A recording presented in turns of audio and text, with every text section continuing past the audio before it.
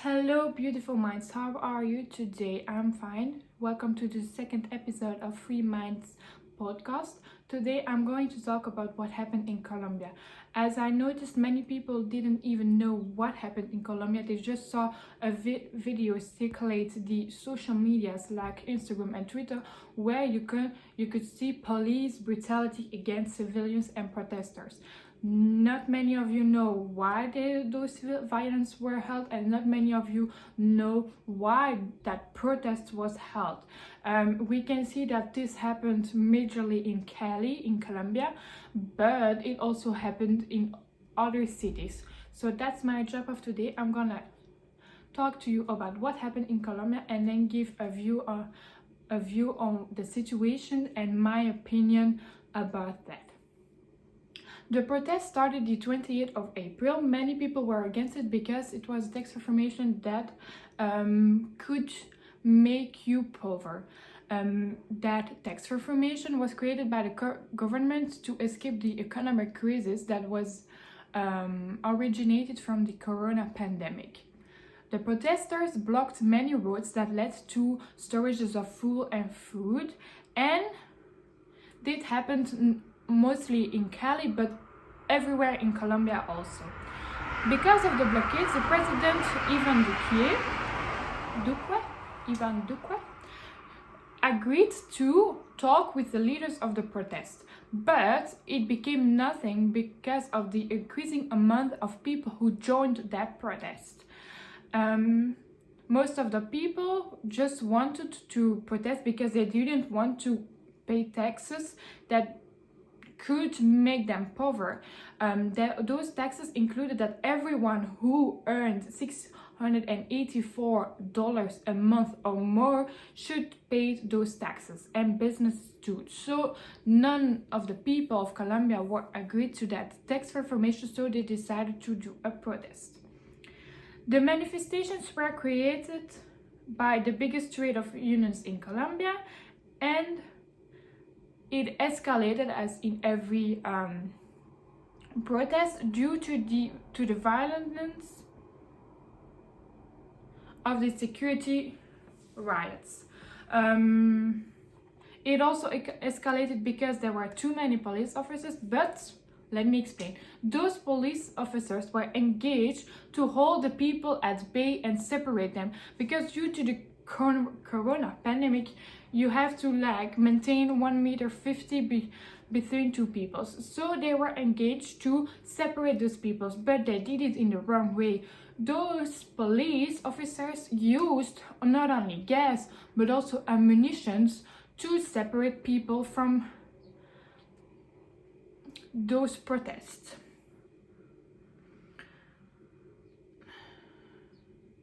The protests also intensified because at the same time people are just against police violence, and so that protest became an anti-government protest because Colombian people think the government is bad for them and for their country, so they wanted to make a point. Good point.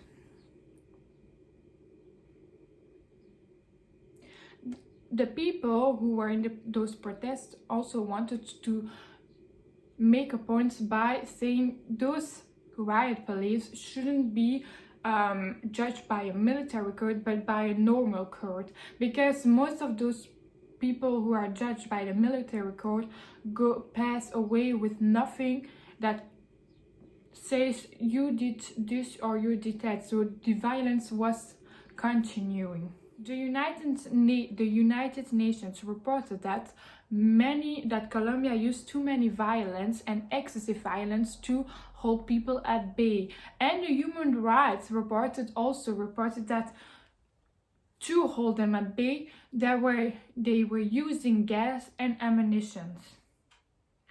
On May the 3rd, a video circulated on the social media, and that's what everyone saw, that many people were killed during those protests.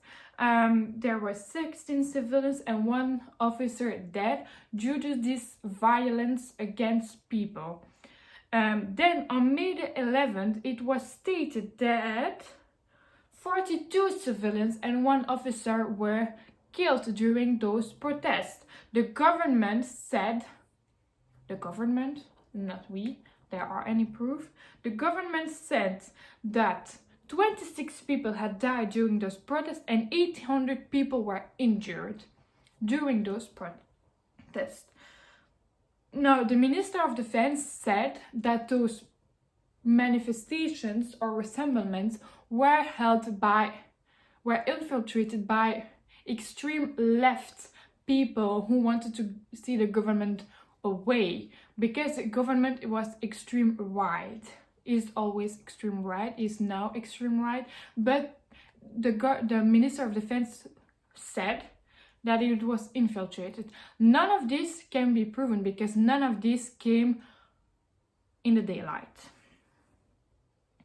But the protests were heavily escalated in Cali because the people who lives in Cali are indigenous people, and they are the ones who suffer the most due to the pandemic crisis, but also due to those tax reforms, but also due to that brutality. So they also manifested, and they were leaders of them. And they think, and those people also think that the government is corrupted. But on a positive note is that Ivan Duque stipulated that tax reform bill would be held out, so they won't do it. Now, my opinion on this situation is that you can let people have their minds, you can have the manifestations, because you can't possibly as a government say to these people, yes, you have to stay home, you can't have an opinion, because that's not how the world is going.